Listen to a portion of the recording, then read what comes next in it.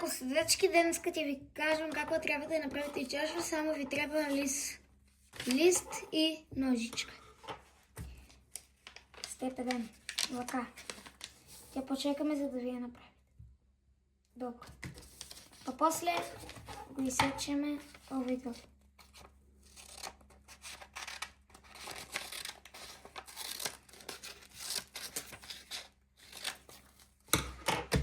Чакай малко, за да ще не се готови.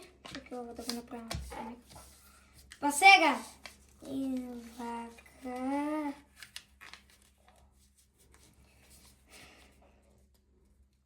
Вака. И сега, когато го правите, овде трябва да има ваква. Когато го направите ваква. 3 ваква. И после овде да имате гледате делови. Така да. И после овде го свиткате вака. Исто и от другата и овде го свиткате така. От другата страна. И последният степ, що се вика, да ставите ръката внатре, за да ви се направи како чашка. Во форма на чашка. Чао!